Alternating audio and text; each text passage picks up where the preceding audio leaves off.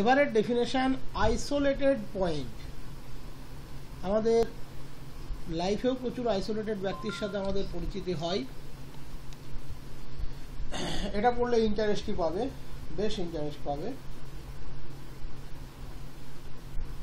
বলেছে let A be a subset of R, then x belongs to R is called an isolated point of A if x belongs to A but x is not a limit point of A. দারুণ example, এই দারুণ definition.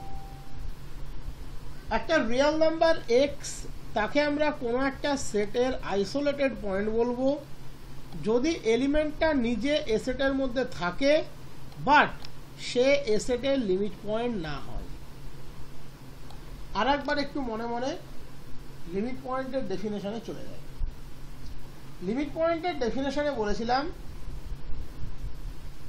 সেই point একটা real number হলেই চলবে, তাকে সেটের মধ্যে থাকতেই হবে এমন কোনো ব্যাপার নেই। এটা ছিল প্রথম পার্ট। আইসোলেটেড পয়েন্ট কিন্তু সেটের মধ্যে থাকবে, এটা কিন্তু নেসেসারি কন্ডিশন। এখানে সেটের মধ্যে থাকতে পারে কি পারে না কোনো ধোঁয়াশা রাখা যাবে না, সে এর মধ্যে থাকবে, বাট সে এর কোনোদিন লিমিট পয়েন্ট হবে না।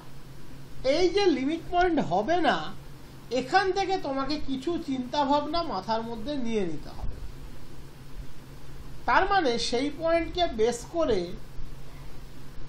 তুমি যে নেবারহুডই নাও না কেন, সে এর সাথে নন এমটি ইন্টারসেকশন রাখবে। এটা কি ঠিক? আগে সেটা ভাবো। এটা ঠিক নয়, তার কারণ ও ওর লিমিট পয়েন্ট নয়। তাহলে লিমিট পয়েন্ট না হওয়ার ডেফিনেশনটা এক্ষেত্রে অ্যাপ্লিকেবল হবে। দ্যাট ইজ একটা ওপেন ইন্টারভ্যালের এক্সিস্টেন্স অবশ্যই থাকবে যে এক্স কে কন্টেইন করবে এবং এর সাথে তার ইন্টারসেকশন শুধুমাত্র সিঙ্গেলটন সেট এক্স দেবে। এক্স বাদে আর কোনো পয়েন্ট যদি থাকে না, তাহলে কিন্তু আবার লিমিট পয়েন্ট হয়ে যাবে। আর এখানেও সবার জন্য হতে হবে না, একটার জন্য ঘটলেই হবে। কারণ লিমিট পয়েন্ট হতে গেলে সবার জন্য আমরা কি পেতাম? ও বাদে একটা পয়েন্ট পেতাম। তাহলে লিমিট পয়েন্ট নয় তো, তাহলে অ্যাটলিস্ট একটা নেবারহুড পাবো। এবার তুমি যদি সবার জন্যই সিঙ্গেলটন সেট এক্স পাও কোনো অসুবিধা নেই, বাট অ্যাটলিস্ট একটা এক্স পাবে, এই আই পাবে ওপেন ইন্টারভ্যাল, যার সাথে এর ইন্টারসেকশন সিঙ্গেলটন সেট এক্স বাদে আর কিছু হবে না। এবার সাধারণত আমরা ইন্টারভ্যালটাকে জেনারেলি ভি ডেল্টা এক্স দিয়ে লিখি, x minus delta x plus delta, that is A intersection V delta x হবে সিঙ্গেলটন সেট এক্স। এবার যদি ডিলিটেড নেইবারহুড নিই এক্স এর, ডিলিটেড নেইবারহুড মানে তো এক্স নিজেই বাদ চলে গেল, তার সাথে এর ইন্টারসেকশন তাহলে ফাই হবে, সোজা সাপটা হিসেব। ডিলিটেড নেইবারহুড মানে কি? এক্স বাদ চলে গেল, ইন্টারসেকশনে কমন এলিমেন্ট আসবে, তার মানে সিম্পল ফাই হবে। তাহলে আমি আরেকবার একদম ডেফিনেশন ওয়াইজ বলে দিচ্ছি, আইসোলেটেড পয়েন্ট হতে গেলে দুটো জিনিস হোল্ড করতে হবে। যে সেটের আইসোলেটেড পয়েন্ট ডেসক্রাইব করব, এলিমেন্টটাকে সেই সেটের মেম্বার হতে হবে, that is X belongs to A, but এলিমেন্টটা কোনোদিন এর লিমিট পয়েন্ট হবে না, that is X belongs to A and X is not a limit point of A. তাহলে X belongs to A isolated point হবে কখন?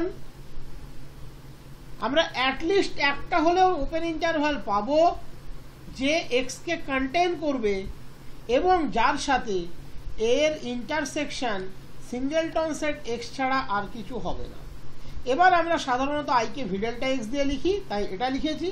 এবার যদি ভি ডেল্টা ড্যাশ এক্স নিই, দ্যাট ইজ ডিলিটেড নেইবারহুড নিই, deleted neighbourhood মানে V delta dash x এর মধ্যে এক্স কিন্তু নেই, আর এই intersection V delta dash x এর মধ্যে দুজনের কমন এলিমেন্ট থাকবে, আর ভি ডেল্টা ড্যাশ এক্স এর মধ্যে এক্স নেই। তার মানে এক্স যতই এর মধ্যে থাক তাদের ইন্টারসেকশনে নেই, আর ইন্টারসেকশন যেহেতু সিঙ্গেলটন সেট এক্সই রাখছিল, আমি এক্সকেই বাদ দিয়ে দিলাম, তাহলে সেটা ফাই হয়ে যাবে। This is the definition of isolated point.